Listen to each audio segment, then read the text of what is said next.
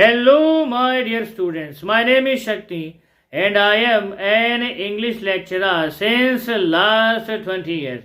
And today we will continue our chapter Should Wizard Hit the Mummy, chapter number 5 from the book Vistas.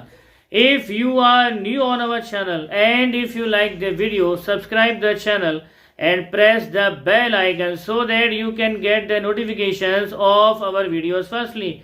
So without wasting a single second, let's start the topic. Should wizard hit the mummy? In the previous part, we had completed the paragraph, second last paragraph, till page number 15. We had completed second last paragraph till page number 15. In today's class, we will continue from there. तो पिछली class में हमने जहाँ से पढ़ लिया था उसी के आगे स्टार्ट करते हैं। तो जो ने पूछा, बोले डैडी क्या जो कहानी आप सुनाते हैं उन कहानियों में सच में वो चीज़ें रियल में भी वर्ल्ड में होती हैं जो आप बताते हैं? तो जैक ने कर्टली आंसर दिया, यस बेटा ऐसा होता है। तो डीप वे में जैक ने उसका आंसर दिया नहीं। तो वो अपनी कहानी का एक एक पीस, एक एक छोटी छोटी बात डीप वे में नरेट करता था, लेकिन न जाने क्यों जब सवाल पूछती थी जो, तो उसका वो डीप वे में एक्सप्लेन नहीं करता था उसकी जिज्ञासा को शांत करने के लिए। तो आउल ने स्कंक की परेशानी को सुन करके कहा, बोले तुम बेटा डार्क वुड्स में जाओ, वहाँ अंडर द एप्पल ट्रीज, वहाँ पर एक जो है स्वाम्प है, दलदल है, ओवर द क्रीक, तो वहीं पर आप जाओ, वहीं पर आपको विजार्ड का घर मिलेगा और वहीं पर आपकी समस्या का समाधान हो जाएगा। तो स्कंक जो है सीधा रवाना होता है। कहाँ रवाना होता है? एड्रेस क्या दिया था? तो वो वाइस ओल्ड आउल उसे एड्रेस देता है, in the deep dark woods under the apple trees into the swamp over the creek. यहाँ पर जो है विजार्ड रहता है। What is a creek? Creek is a small river. तो जैसा विजार्ड के एड्रेस, तो जैसा विजार्ड के घर का एड्रेस उस ओल्ड वाइस आउल ने दिया था, उस एड्रेस पर चल पड़ता है हमारा रोजर स्कंक। और फाइनली वो जल्दी ही एक छोटे व्हाइट हाउस के पास में पहुंच गया जहां पर वो विजार्ड रहा करता था।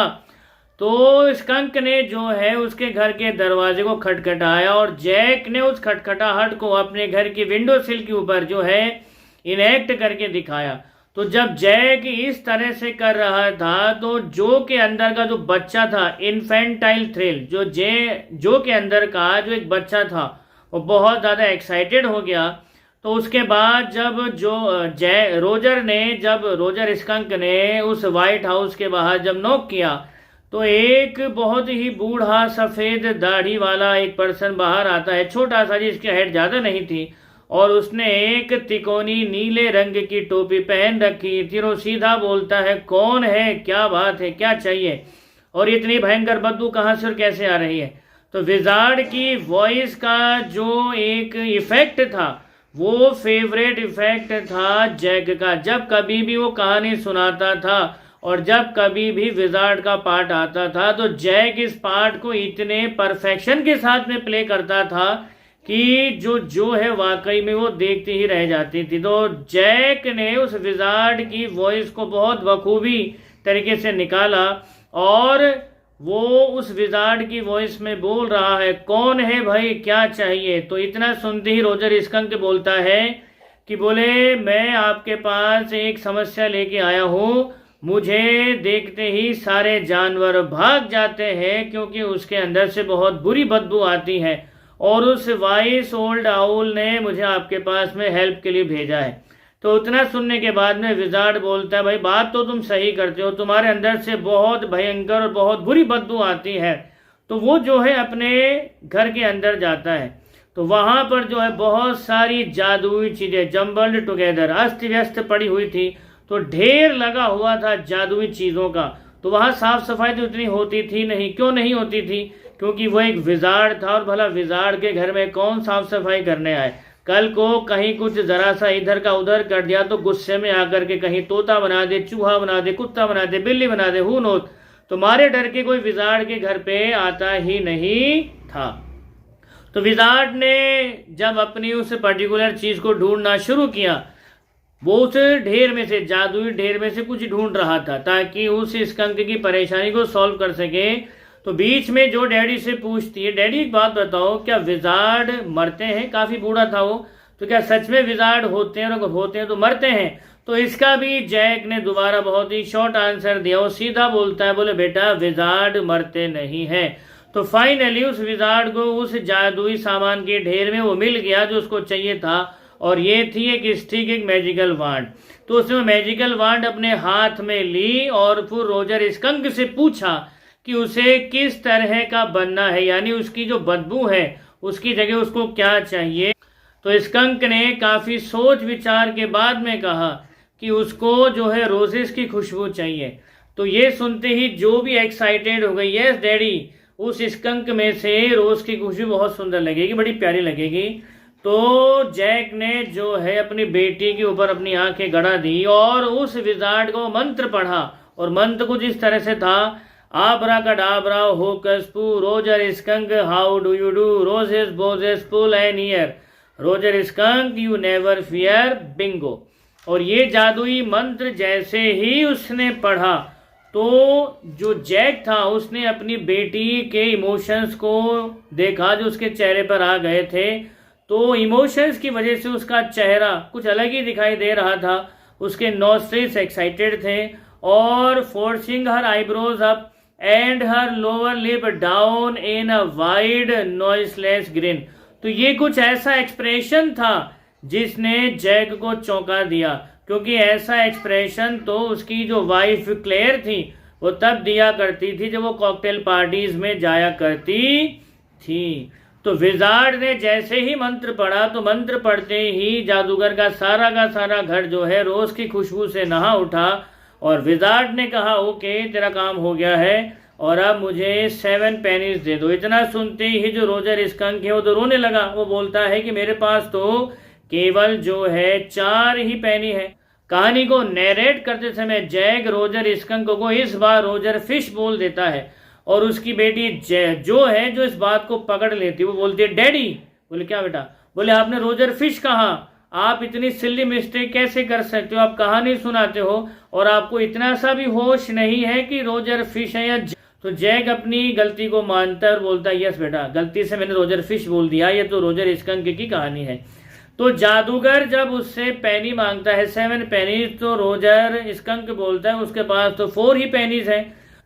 तो रोजर स्कंक बोलता है कि उसके पास तो 4 ही पेनीज है, और दोबारा से रोना शुरू कर देता है। और इस बार जो ने रोने का जेस्चर बनाया, लेकिन इस बार उसके चेहरे पर सिंसियरिटी बिल्कुल भी नहीं थी, और ये चीज देख करके जैक चिढ़ गया। तो डाउन स्टेयर उसको आवाज आ रही थी फर्नीचर के रंबल्ड होने की। क्लेयर को इतने भारी भरकम सामान को जो है मूव नहीं करना चाहिए। वो 6 मंथ की प्रेग्नेंट है और ये उनका तीसरा बच्चा होगा। पहली तो जोनी थी, जो थी, दूसरा उसका भाई था और तीसरा भी आने वाला था। तो विजार्ड ने उस रोजर स्कंक को कहा कि रोने की बेटा कोई बात है नहीं, go to the end of the lane and turn around 3 times and look down the magic well and there you will find 3 pennies. तो विजार्ड ने उससे कहा कि तुम एक काम करो, go to the end of the lane, वहां पर टर्न अराउंड 3 टाइम्स, वहीं पर तुमको एक मैजिक वेल दिखाई देगा, वहां पर तुमको बाकी के 3 पेनीज मिल जाएंगे, तो जल्दी करो जाओ। तो रोजर स्कंक ठीक वैसे ही करता है जैसा विजार्ड ने कहा था। तो वहां पर वाकई में एक मैजिक वेल था। वो गली के एंड पर गया, टर्न फॉर 3 टाइम्स और वहां पर उसको मैजिक वेल दिखा। वहां से उसने 3 पेनीज लिए, विजार्ड को दी, और उसके बाद में हैप्पीली वो दौड़ता हुआ अपने घर की तरफ आता है। और आते समय रास्ते में उसको वो सारे के सारे जानवर, छोटे जानवर मिलते हैं जो उसको पहले जो है देखते ही भाग जाते थे। क्यों भाग जाते थे? क्योंकि उसकी बॉडी से बहुत ही भयंकर बदबू आती थी। लेकिन आज वो नहीं भाग रहे, क्योंकि रोजर स्कंक की बॉडी से आज बदबू नहीं आ रही, बहुत ही शानदार खुशबू आ रही है। तो सारे के सारे जानवर मिलकर उसके साथ में खेलते हैं सुबह से लेकर के शाम तक। तो सारे के सारे जानवर मिलकर उसके साथ में खेलते हैं शाम तक, और सबने मिलकर के खेला, टैग खेला, बेसबॉल खेला, फुटबॉल खेली, बास्केटबॉल खेली, लैक्रोस खेला, हॉकी खेला, सॉकर खेला और पिकअप स्टिक्स खेला। तो सारे जानवरों ने मिलके जो गेम खेले वो कुछ इस तरह से है। उन्होंने टैग खेला, बेसबॉल खेला, फुटबॉल खेला, बास्केटबॉल खेला, लैक्रोस खेला, हॉकी खेला, सॉकर खेला और पिकअप स्टिक्स खेला। तो बीच में जो ने पूछा डैडी पिकअप स्टिक्स क्या होता है? बोले बेटा ये खेल होता है जो लकड़ियों के साथ में खेला जाता है। जो क्या ये मैजिकल वांड के जैसा कुछ है? विजार्ड के पास में थी जो, हाँ बेटा कुछ ऐसा ही होता है। तो दोबारा उसने जो है जो कि उस जिज्ञासा को शांत नहीं किया, तो कहानी को अपने आगे बढ़ाता है। तो शाम के समय वो स्कंक जो है हंसता खेलता मुस्कुराता हुआ सीधा अपनी माँ के पास में आता है। तो जो है इस सारे के सारे नरेशन को जो है बहुत ही हैरान होकर के सुन रही थी। वो हवा में अपने हाथों को ऊपर उठा करके मटका रही थी और विंडो के बाहर देख रही थी क्या हो रहा है। तो जैक ने अब इस चीज को नोटिस किया तो वो थोड़ा चिढ़ गया, क्योंकि उसे कोई भी व्यक्ति बिल्कुल अच्छा नहीं लगता था जब वो कुछ कह रहा हो तो उस व्यक्ति का ध्यान कहीं दूसरी तरफ हो।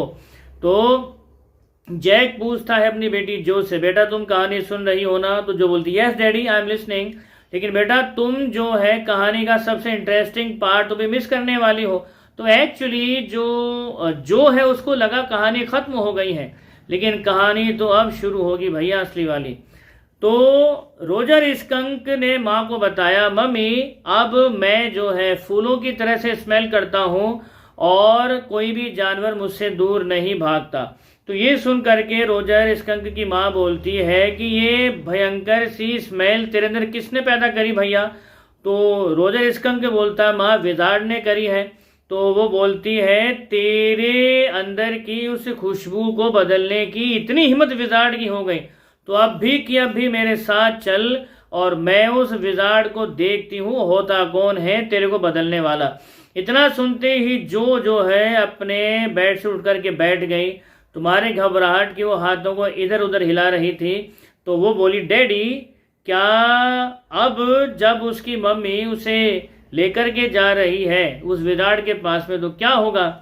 तो माँ ने उसको जो रोजर स्कंक की माँ थी जब वो उसको विजार्ड के पास लेकर जा रही थी तो उसने पूछा, बोले क्यों रे, तेरे को क्या नीड आ गई थी भाई तेरे अंदर की खुशबू को चेंज करवाने की?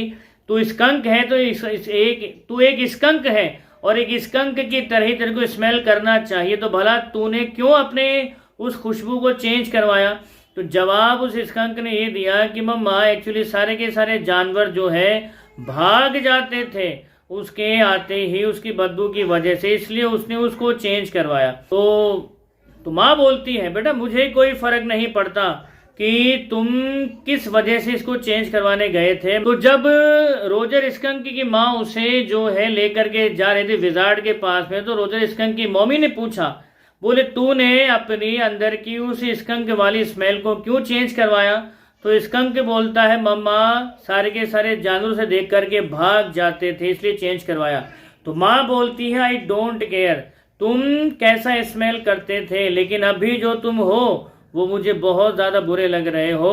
तो अब भी कि अभी विजार्ड के पास में चल करके मैं तुम्हें पुराने वाला स्कंक बनवाऊंगी। तो रोजर स्कंक की माँ ने अम्ब्रेला लिया और अपने उस रोजर स्कंक के साथ में सीधा वो विजार्ड के घर की तरफ चली। और जैसे ही विजार्ड ने दरवाजा खोला सीधा उस रोजर स्कंक की माँ ने विजार्ड के सर पर जोर से दे मारा। इतना सुनते ही जो है उसने अपने होठों को भींच लिया। वो उत्तेजना में बोले डैडी उसकी माँ पागल हो गई है क्या? भला अपने बेटे की उस खुशी से उस माँ को क्या तकलीफ थी जो उसने अपने आप को बदल लिया? तो क्या परेशानी हो रही है उसकी माँ को? तो काफी गर्मा गर्मी होती है रोजर स्कंक की माँ में और विजार्ड के बीच में। तो जैसे ही गर्मा गर्मी हुई तो गर्मा गर्मी में जो है विजार्ड ने साफ साफ कह दिया कि वो उसे पुराने वाला स्कंक नहीं बनाएगा। और पलट करके जो है विजार्ड ने भी उस रोजर स्कंक की माँ के सर पे दे मारा। तो काफी गर्मा गर्म बहस हुई। फाइनली जो विजार्ड था वो इस चीज से कन्वेंस हो गया कि रोजर स्कंक की माँ जिस वजह से आर्गुमेंट कर रही थी वो बहुत वैलिड था।